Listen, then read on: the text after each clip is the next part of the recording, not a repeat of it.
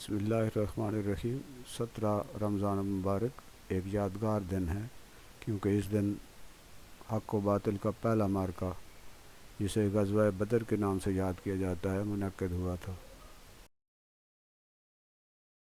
تعلیم 360 ڈگری اس موقع پر یہ مختصر پروگرام آپ کے سامنے رکھ رہی ہے تاکہ ہم جنگ بدر کے حوالے سے کچھ اپنی یادیں تازہ کر لیں۔ غزوہ اس جنگ کو کہتے ہیں جس میں نبی محترم حضرت محمد صلی اللہ علیہ وآلہ وسلم نے خود شرکت کی ہو۔ یہ غزوہ بدر کے میدان میں 17 رمضان المبارک یعنی سن 2 ہجری کو منعقد ہوا، یعنی ہجرت کے 2 سال کے بعد۔ حق و باطل کا یہ پہلا معرکہ میدان جنگ، اس کا بدر کا مقام تھا۔ اس وقت بدر کے میدان کی جو صورتحال ہے، جو تصویر ہے، وہ آپ کے سامنے ہے۔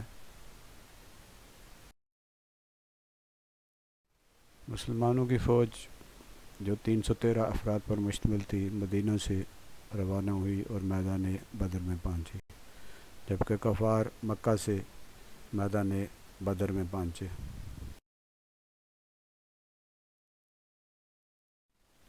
اگر ہم افرادی قوت کا جائزہ لیں تو ہم دیکھتے ہیں کہ مسلمانوں کی تعداد صرف 313 تھی، جبکہ اس کے مقابلے میں کفار کی تعداد 1000 کے قریب تھی۔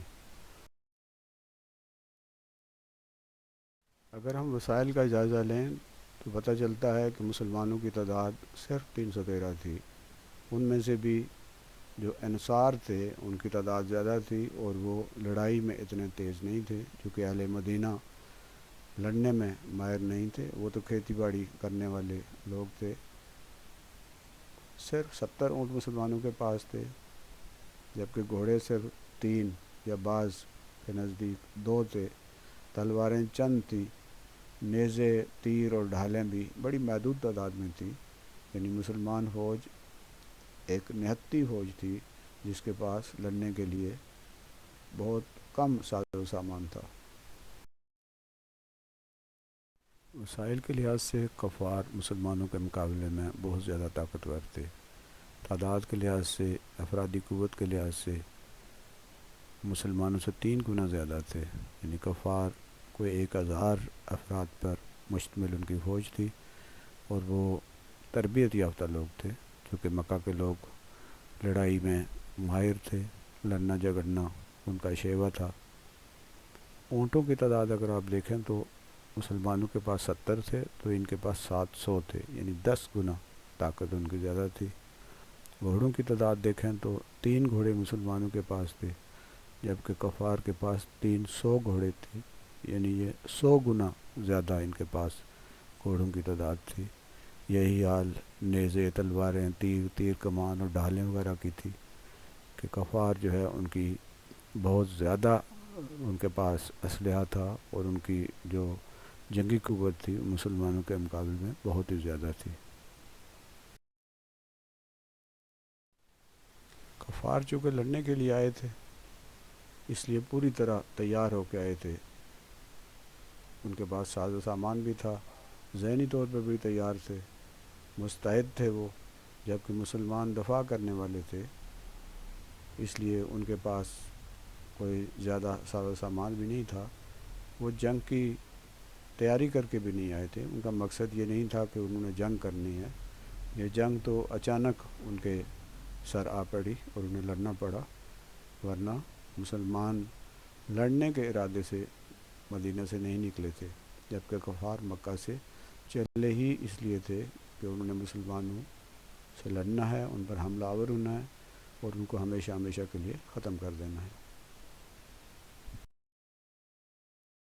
مسلمانوں کی کمانڈ اللہ کے نبی حضرت محمد صلی اللہ علیہ وآلہ وسلم کر رہے تھے۔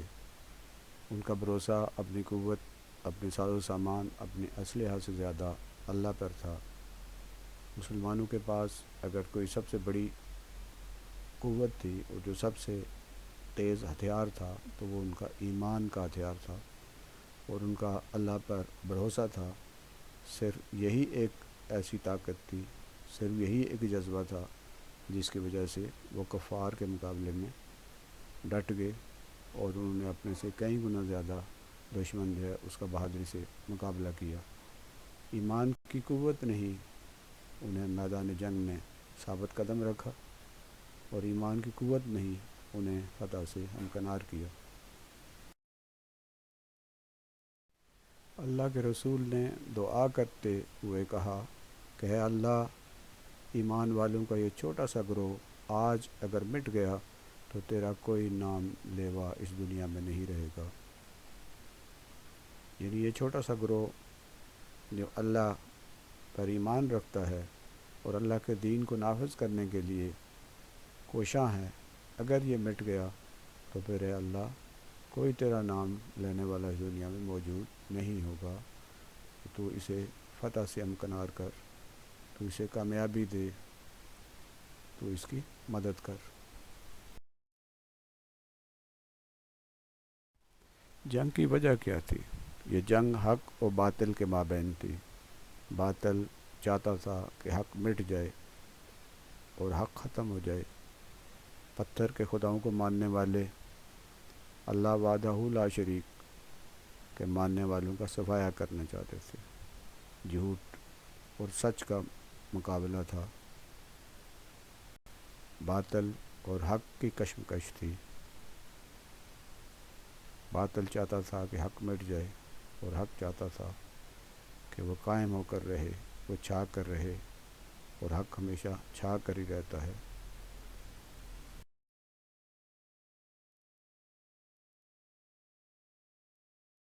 جنگ کا نتیجہ کیا نکلا؟ 14 مسلمان شہید ہوئے، جبکہ کفار کے 70 لوگ مارے گئے اور 70 گرفتار ہوئے۔ کفار کے چوٹی کے قائدین مارے گئے، جن میں ابو جہل بھی شامل تھا۔ کفار شکست کھا کر بھاگ گئے، اپنی لاشیں بھی نہیں اٹھا کے لے جا سکے، جبکہ محمد صلی اللہ علیہ وآلہ وسلم اور ان کے اصحاب 3 دن تک بدر کے میدان میں مقیم رہے۔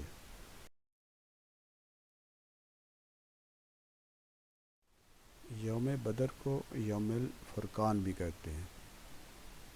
جس دن یہ غزوہ منعقد ہوا اسے اللہ نے یوم الفرقان قرار دیا، کیونکہ اس دن حق اور باطل نکھر کر الگ الگ ہو گئے۔ یہ عجیب طرح کی جنگ تھی کہ ایک طرف باپ تو دوسری طرف بیٹا، ایک طرف ایک بھائی تو دوسری طرف دوسرا بھائی، ایک طرف چچا تو دوسری طرف بھتیجا، ایک طرف ماموں تو دوسری طرف بھانجا۔ بہت قریبی رشتہ دار ایک دوسرے کے آمنے سامنے تھے، لیکن یہ خون کے رشتے بہت دور ہو گئے تھے، اس لیے کہ ایک حق کے ساتھ کھڑا تھا اور دوسرا باطل کے ساتھ کھڑا تھا۔ ایک سچ کا ساتھی تھا اور دوسرا جھوٹ کا۔ ایک خدائے واحد کو ماننے والا تھا اور دوسرا بتوں کا پجاری تھا۔ یہ سچ اور جھوٹ کی، حق اور باطل کی جنگ تھی، اس لیے اسے یوم الفرقان کہا گیا۔ بدر کے دن کو یوم الفرقان سے یاد کیا جاتا ہے۔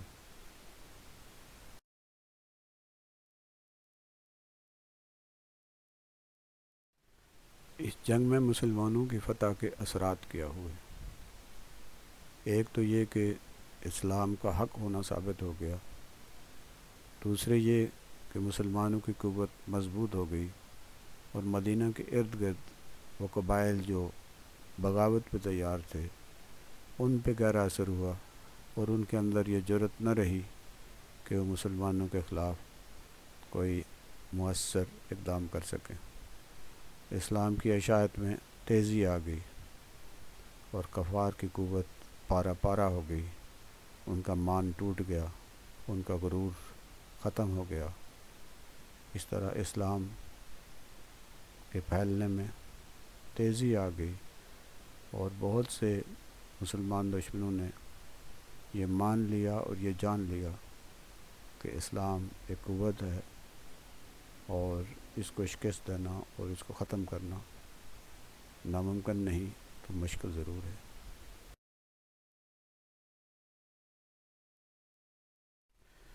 مسلمانوں کی تعلیمی شرح میں بھی اس جنگ کے نتیجے میں اضافہ ہوا، کیونکہ جو غفار کے قیدی، پریزنر ہوار، جنگی قیدی پڑھے لکھے تھے، ان پر یہ پابندی لگائی گئی کہ ان کو آزادی اس وقت دی جائے گی جب وہ کم از کم 10 بچوں کو پڑھنا لکھنا سکھا دیں۔ پھر مدینہ میں موجود منافقین اور یہود اور دیگر اسلام دشمن قوتیں جو تھی، ان کی حوصلہ شکنی ہوئی۔ انہیں معلوم ہو گیا کہ مسلمان ایک مضبوط قوت ہے، اور اب ان کے خلاف کوئی سازش کرنا اور ان کے خلاف لڑنا یہ کوئی معمولی بات نہیں ہے۔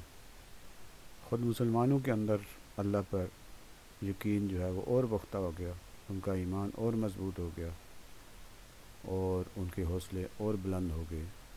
اس طرح اسلام کی جڑیں مدینہ میں مضبوط ہو گئیں، اور مدینہ میں ایک اسلامی ریاست کی بنیاد رکھ دی گئی، جس کی باقاعدہ ایک تنظیم تھی، جس کا باقاعدہ ایک قانون تھا، جس کا باقاعدہ ایک سربراہ تھا۔